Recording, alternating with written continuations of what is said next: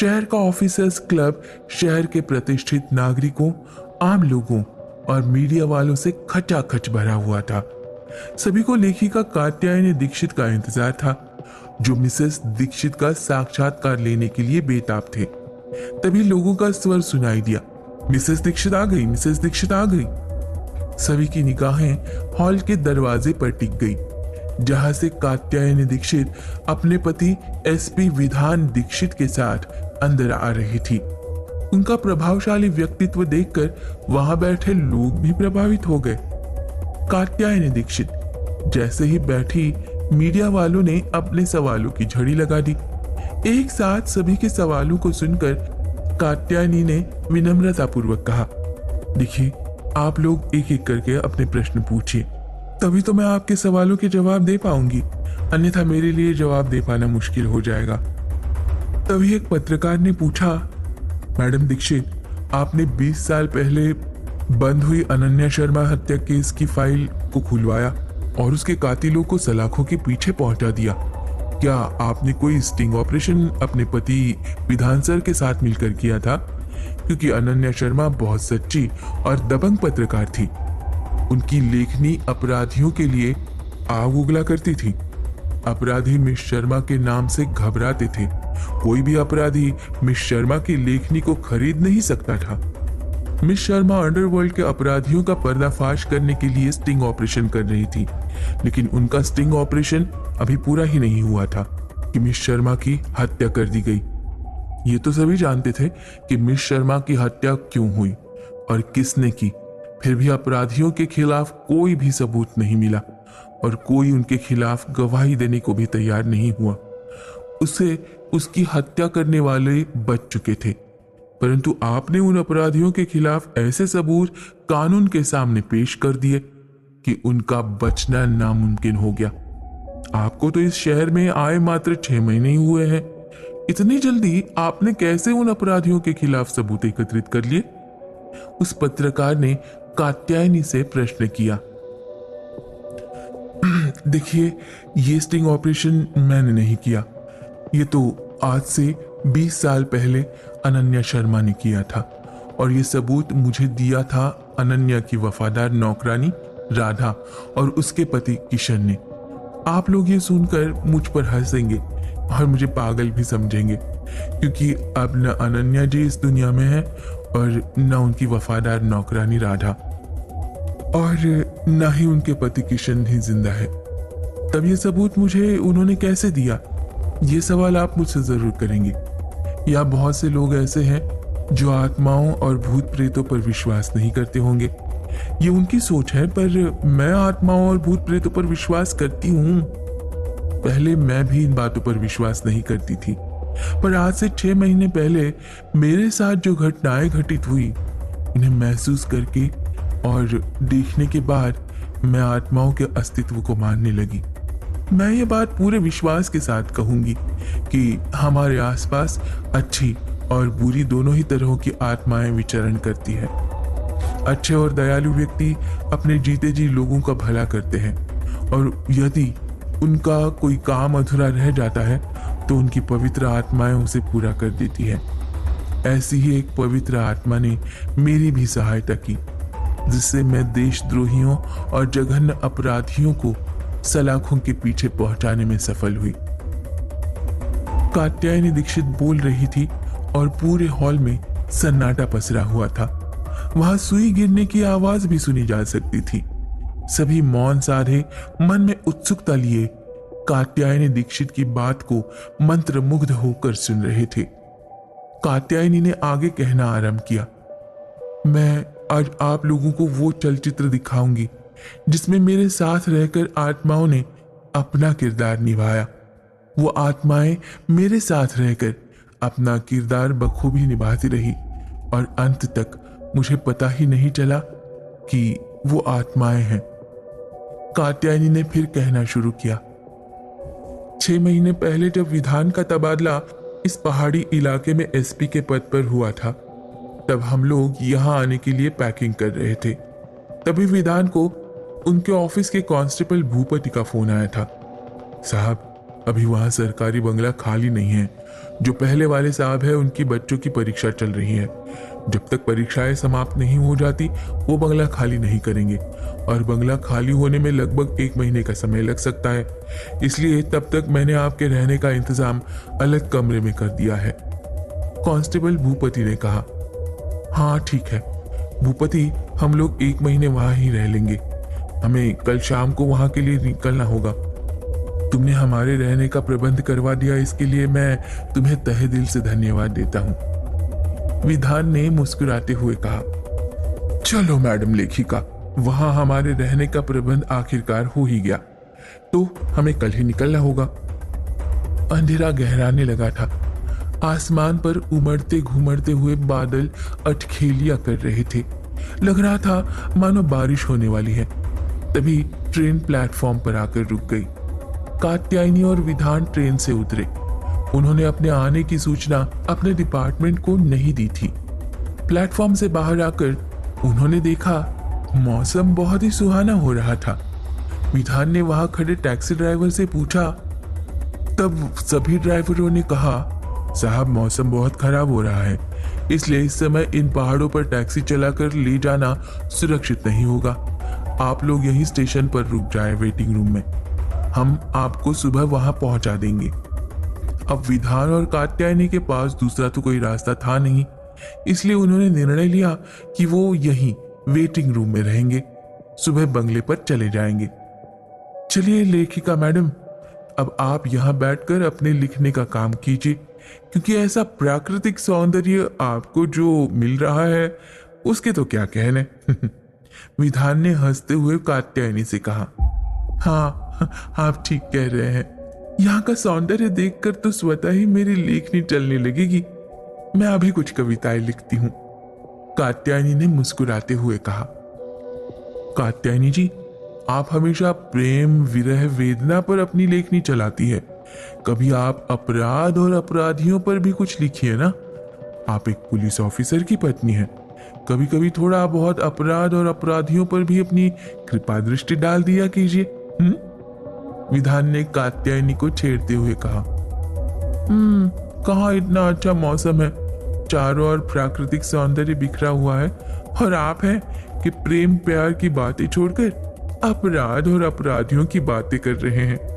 SP साहब कभी तो रोमांटिक हो जाया कीजिए ना। कात्यायनी ने हंसते हुए कहा। अभी विधान कुछ कहता तभी एक आदमी जिसने ड्राइवर की वर्दी पहनी थी उसने सामने आकर कहा, साहब आपको कहाँ जाना है, चलिए मैं आपको लेकर चलता हूँ। यहाँ के ड्राइवर आपसे झूठ बोल रहे हैं, वो मौसम खराब होने के डर से नहीं, वो सब यहाँ रात में बैठकर जुआ खेलते हैं, इसलिए वो बहाना बनाकर आपको टाल रहे हैं। चलिए मैं आपको लेकर चलता हूँ ना।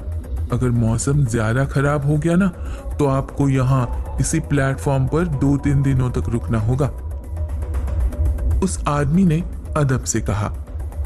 कात्यायनी और विधान उस टैक्सी ड्राइवर के साथ चल पड़े।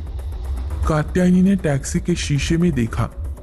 उस ड्राइवर का चेहरा उसे कुछ अजीब सा लग रहा था, क्योंकि उसके चेहरे पर कठोरता दिखाई दे रही थी और आंखों को देखकर ऐसे लग रहा था जैसे उसकी आंखें पत्थर की हो। तुम्हारा नाम क्या है भैया? कात्यायनी ने उस ड्राइवर से पूछा। मेरा नाम किशन है दीदी। उस आदमी की बर्फ की तरह ठंडी आवाज सुनाई दी। किशन की आवाज कात्यायनी को कुछ अलग लगी। किशन ने शायद कात्यायनी के मनोभावों को पढ़ लिया था। दीदी आप अखबारों में लिखती है ना? किशन ने इस बार हंसते हुए पूछा। नहीं, मैं अखबारों में नहीं लिखती, कहानियां और कविताएं लिखती हूँ। पर तुम क्यों पूछ रहे हो? कात्यायनी ने हंसते हुए पूछा। अब उसके मन का वहम गायब हो गया था। वो मेरी अनन्या दीदी भी लिखती है, पर वो अखबारों में लिखती है, इसलिए पूछा, किशन ने बताया। अरे तुम्हारी बहन पत्रकार है तो तुम टैक्सी क्यों चलाते हो?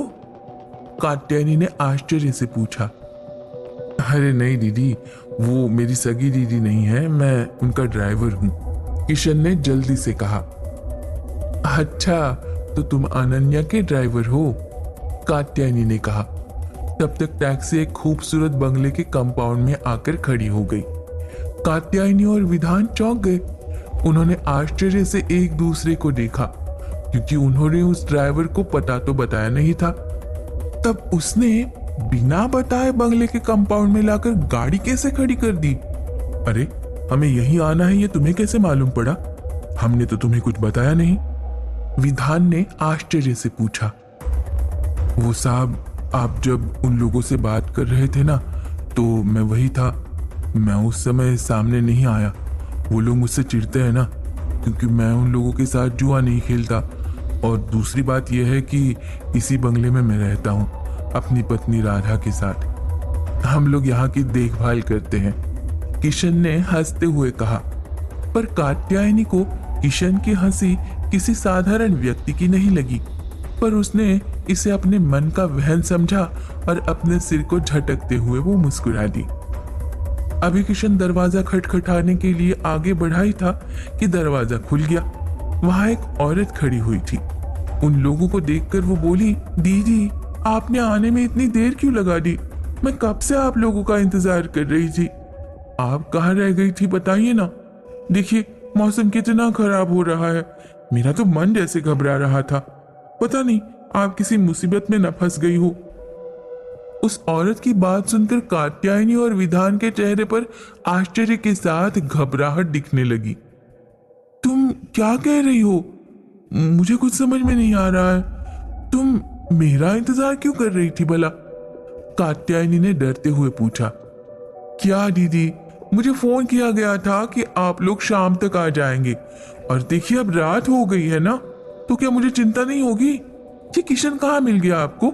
चलो, अच्छा हुआ जो ये मिल गया, नहीं तो आप लोगों को यहाँ आने में बड़ी परेशानी हो जाती। उस औरत ने कहा।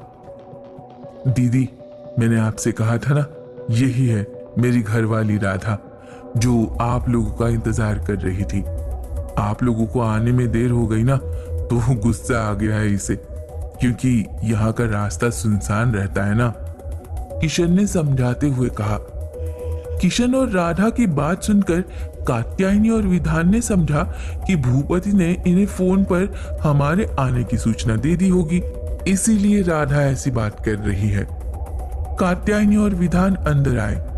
अंदर आने पर उन्हें एक दैवी सुगंध महसूस हुई। उनका मन प्रफुल्लित हो गया। पर अचानक कात्यायनी ने सोचा, ऐसी सुगंध यहाँ कैसे आ रही है?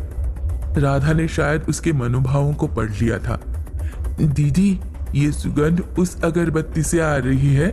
आप परेशान न हो, मैं हर रात ये अगरबत्ती यहाँ जलाती हूँ, क्योंकि अनन्या दीदी को ये खुशबू बहुत पसंद थी। मुझे उनकी याद आती है, इसलिए मैं इसे जला देती हूँ। अगर आपको इसकी खुशबू पसंद नहीं है तो अब नहीं जलाऊंगी, राधा ने उदास लहजे में कहा। अरे नहीं नहीं, मेरा ये मतलब नहीं था। तुम ये अगरबत्ती जरूर जलाओ, मुझे कोई आपत्ति नहीं है। हाँ, राधा ने कहा। अगर एक कप चाय पीने को मिल जाती तो मजा आ जाता, पर इस समय यह संभव नहीं होगा, क्योंकि चाय का कोई इंतजाम तो होगा नहीं ना, विधान ने कहा। यहाँ सब कुछ है साहब, मैं अब भी बनाकर लेके आती हूँ, राधा ने कहा और वो चाय बनाने चली गई। कात्यायनी बंगले को बहुत ध्यान से देख रही थी। घर बहुत सुंदर था, पर पता नहीं क्यों वहां कुछ अजीब सा एहसास हो रहा था, जैसे कोई साया उनके आसपास हो, पर वो दिखाई नहीं दे रहा है। दीदी चाय, तभी राधा ने चाय पकड़ाते हुए कहा। कात्यायनी ने चाय का प्याला पकड़ने के लिए हाथ बढ़ाया, तभी उसका हाथ राधा के हाथ से छू गया। राधा का हाथ बर्फ की तरह ठंडा था। कात्यायनी ने घबरा कर राधा को देखते हुए पूछा, तुम कौन हो? तुम्हारा हाथ इतना ठंडा क्यों है? राधा ने गहरी नजरों से देखते हुए कहा, वो दीदी, रसोई में बर्तन साफ करके आ रही हूं ना, मेरा हाथ पानी में था, इसलिए ठंडा तो रहेगा। आप नाराज क्यों हो रही हो? ओह कात्यायनी, तुम्हारा दिमाग खराब हो गया है क्या? कैसी बेवकूफी की बात कर रही हो? ये पहाड़ी इलाका है भाई, यहाँ का पानी बर्फ की तरह ठंडा होगा ना, तो काम करने के बाद हाथ ठंडा नहीं होगा क्या? गर्म होगा क्या? विधान ने गुस्से और आश्चर्य से कहा। कात्यायनी को अपनी ही बेवकूफी पर गुस्सा आ रहा था। अच्छा तो राधा, खाने में क्या बनाओगी? हाँ, विधान ने मुस्कुराते हुए कहा। वो कात्यायनी की बात के लिए राधा को बहलाने की कोशिश कर रहा था। साहब, आज ना राजमा चावल बना है, राधा ने खुश होकर कहा। वाह, मुझे राजमा चावल बहुत पसंद है, कात्यायनी ने खुश होकर कहा। हाँ जी, मुझे पता है, तभी तो बनाया है, राधा ने जवाब दिया। क्या क्या कहा तुमने? कात्यायनी ने फिर चौंक कर पूछा। वो दीदी, मैंने कहा जो जो था वही बनाया, राधा ने कहा और वो वहां से चली गई। कात्यायनी राधा को जाते हुए देख रही थी, पर उसके मन मस्तिष्क में तूफान उठा हुआ था, पर उसने कहा कुछ नहीं। जब उसकी नजर विधान की तरफ गई तो उसने देखा वो फोन देख रहा था। खाना खाने के बाद सभी सोने चले गए। दोनों थके हुए थे ना, इसीलिए बिस्तर पर लेटते ही नींद की आगोश में समा गए। सुबह जब कात्यायनी की नींद खुली तो सूरज निकल आया था। रसोई से खटपट की आवाजें सुनाई दे रही थी। वो समझ गई कि राधा रसोई में काम कर रही है। उसने सोचा चलो राधा से चाय बनाने के लिए कह दूंगी। अभी वो सोच ही रही थी कि राधा वहां चाय लेकर हाजिर। कात्यायनी ने आश्चर्य से देखते हुए कहा, तुम्हें कैसे पता चला कि मैं उठ गई हूं? दीदी, 7 बज रहे हैं, इसलिए मैंने सोचा कि चाय बनाकर आपके पास ले आऊं। अगर आप सो रही होगी तो मैं पी लूंगी, फिर आप जब उठोगी तो आपके लिए दूसरी बना दूंगी। मैं अनन्या दीदी के साथ भी यही करती थी, पर जब चाय लेकर आती थी तो वो उठी हुई मिल जाती थी, राधा ने हंसते हुए कहा। कात्यायनी ने मुस्कुराते हुए चाय का प्याला पकड़ लिया। तब तक विधान भी उठ गए। नहाने के बाद सभी ने नाश्ता किया। विधान ऑफिस के लिए निकल गए।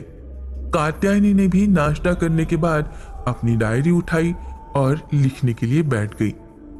कात्यायनी को लिखते हुए देखकर राधा ने पूछा, आप भी अखबार में लिखती है दीदी? अरे नहीं, मैं अखबारों में नहीं लिखती, कहानियां और कविताएं लिखती हूं, कात्यायनी ने लिखते हुए कहा। दीदी, आप यहाँ क्यों बैठकर लिख रही है? चलिए ना, अनन्या दीदी की लाइब्रेरी में बैठकर लिखिए, वहां बहुत सी किताबें हैं, आपको मिल जाएगी, राधा ने कात्यायनी से कहा। राधा की बात सुनकर कात्यायनी लाइब्रेरी में आ गई। वहां कमरे की दीवारों पर किताबों की शेल्फ बनी हुई थी। उनमें हर विषयों की किताबें भरी पड़ी थी। लाइब्रेरी को देखकर कात्यायनी का चेहरा जैसे खिल उठा।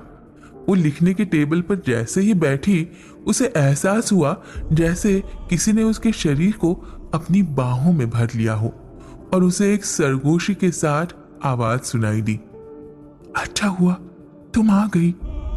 कात्यायनी ने चौंक कर अपने चारों ओर देखा। वहां राधा के अतिरिक्त और कोई नहीं था। तभी राधा ने सेल्फ से एक किताब उठाई और उसमें से एक पेन ड्राइव निकाला और उसे कात्यायनी को देते हुए कहा, दीदी, इसे आप रख लीजिए, आपके काम आएगा, मुझे दीदी ने दिया था। अब तक मैंने इसे संभाल कर रखा था, सोचा था जब अनन्या दीदी आएगी तो उन्हें दे दूंगी। वो तो नहीं आई, इसलिए इसे आप ही रख लीजिए, लेकिन इसे बहुत संभाल कर रखिएगा, खोने न पाए। जब आप यहां से चले जाओगे तो ये आपको मेरी याद दिलाएगा। हाँ, राधा ने बहुत ही गंभीर लहजे में कहा। राधा की आवाज में एक कशिश थी जिसे सुनकर कात्यायनी उसे मना नहीं कर सकी और उसने वो पेन ड्राइव लेकर अपने पर्स में डाल दिया। समय बीतता रहा। कात्यायनी को यहां आए अब 15 दिन हो चुके थे। एक रात कात्यायनी लाइब्रेरी में लिख रही थी। उसे नींद आ रही थी। उसका मन चाय पीने को हुआ। तभी वहां राधा चाय लेकर हाजिर। राधा को देखकर कात्यायनी अंदर तक हिल गई। वो सोचने लगी, राधा को कैसे उसके मन की बात पता चल जाती है। कात्यायनी को आश्चर्य में देखकर राधा ने हंसते हुए कहा, दीदी, आप लिख रही थी ना, तो मैंने सोचा अपने कमरे में जाने से पहले आपके लिए एक प्याला चाय बना दूं, जिससे आपकी नींद भाग जाए। ये काम मैं अनन्या दीदी के लिए भी करती थी। अगर आपको बुरा लगा हो तो मैं चाय वापस लेकर जाती हूँ, राधा ने मासूमियत से कहा। अरे नहीं, मैं नाराज नहीं हूं। मैं तो ये सोच रही थी तुम्हें कैसे पता चल जाता है कि मेरा चाय पीने का मन हो रहा है। अब मुझे पता चला कि तुम अनन्या जी के लिए चाय बनाया करती थी, इसलिए मेरे लिए बनाकर लाई हो। इसलिए बहुत बहुत धन्यवाद राधा जी। कात्यायनी ने चाय का प्याला लेते हुए हंसकर कहा। ऐसी ही एक रात लाइट चली गई। कात्यायनी लिख रही थी। जब तक वो उठकर मोमबत्ती जलाती, उसने देखा कि राधा उसके लिए जलती हुई मोमबत्ती लेकर खड़ी है। राधा को देखकर उस समय कात्यायनी बहुत डर गई, क्योंकि उस समय राधा ने सफेद रंग की साड़ी पहनी हुई थी। फिर कात्यायनी को याद आया कि राधा ने तो आज सुबह से ही सफेद रंग की साड़ी पहनी हुई थी। उसे अपनी ही बेवकूफी पर गुस्सा आ रहा था। दूसरे दिन शाम को कात्यायनी और विधान बैठे हुए टीवी में एक सीरियल देख रहे थे। तभी कात्यायनी को टीवी की स्क्रीन पर राधा दिखाई दी, जो खून से लथपथ फर्श पर पड़ी हुई थी और 4 गुंडे जैसे लोग उस पर गोलियां चला रहे थे। राधा दर्द से तड़प रही थी। वो गुंडे राधा से पूछ रहे हैं, सबूत कहाँ है, मुझे बताना, नहीं तो हम तुम्हें जान से मार देंगे। राधा ने दर्द से कराहते हुए कहा, ठीक है, तुम लोग मेरी जान ले लो, पर मैं सबूत तुम्हें नहीं दूंगी। तभी कात्यायनी ने देखा कि उन गुंडों ने राधा पर ताबड़तोड़ गोलियां चलानी शुरू कर दी और राधा की गर्दन एक तरफ लुढ़क गई। ये देखकर कात्यायनी का चेहरा भय से पीला पड़ गया। उसने डरी हुई आवाज में विधान से कहा, विधान, राधा को उन लोगों ने मार डाला है। वो राधा की आत्मा है। क्या बात कर रही हो? तुम्हारा दिमाग खराब हो गया है? अरे वो सीरियल में गुंडों ने उस लड़की के शरीर पर गोलियां चलाई है, ठीक से देखो ना, विधान ने झल्ला कर कहा।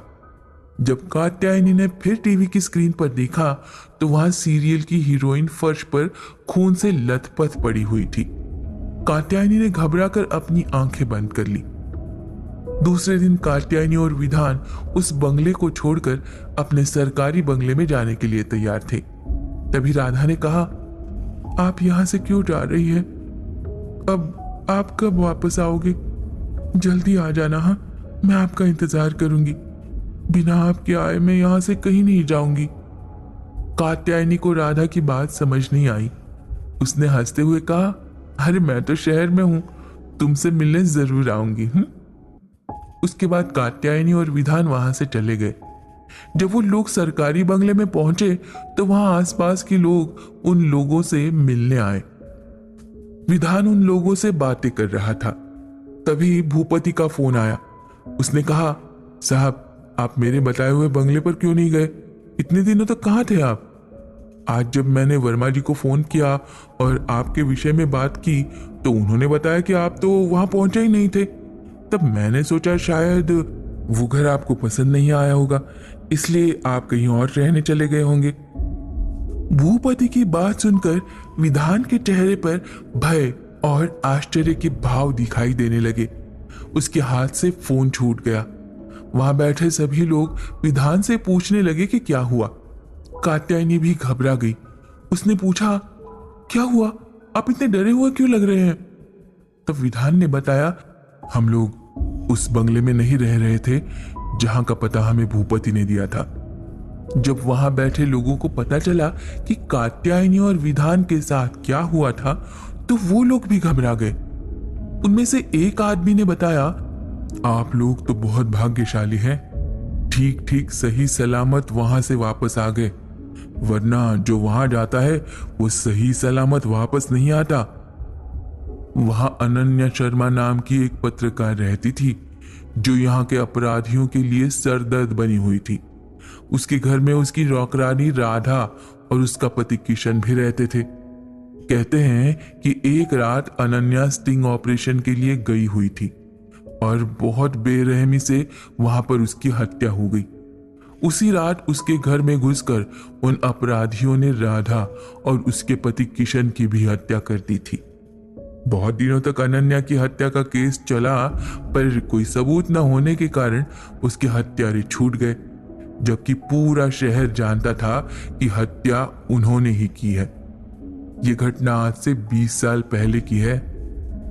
अब यहाँ के लोगों का कहना है कि राधा और किशन की आत्मा उसी बंगले में रहती है और बाहर से आने वालों को बंगले में लेकर जाती हैं। फिर 2-4 दिन बाद वो लोग वहां से भाग जाते हैं। आप लोग तो वहां 1 महीना रहे और उन आत्माओं ने आप लोगों के साथ कुछ भी नहीं किया।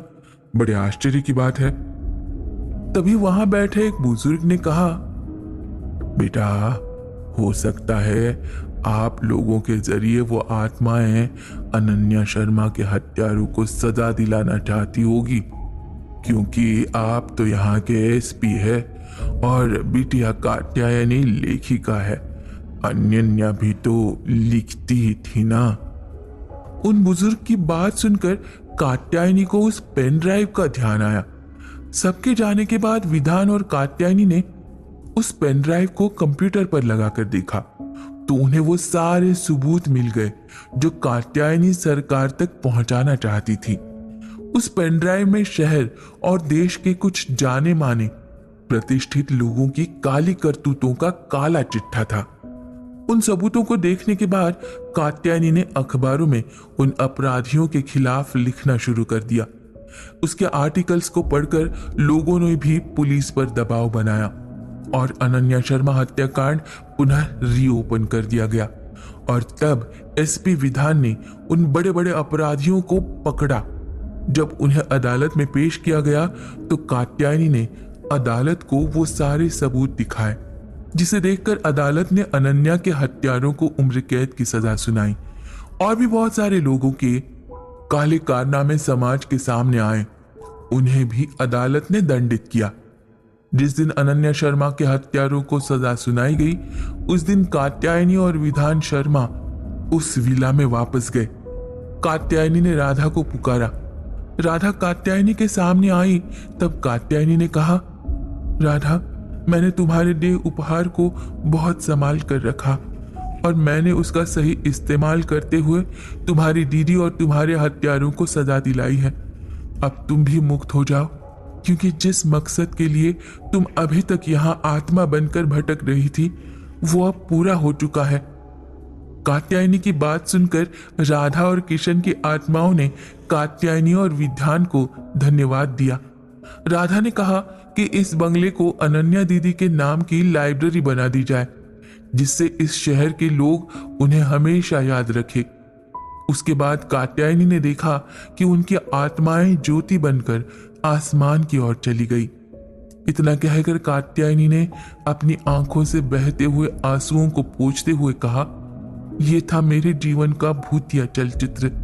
इसे देखते हुए मुझे कभी लगा ही नहीं कि मैंने 1 महीने किसी आत्मा के साथ गुजारे हैं, क्योंकि अच्छाई हमेशा अच्छाई करती है, चाहे वो इंसान के रूप में हो या फिर आत्मा के रूप में।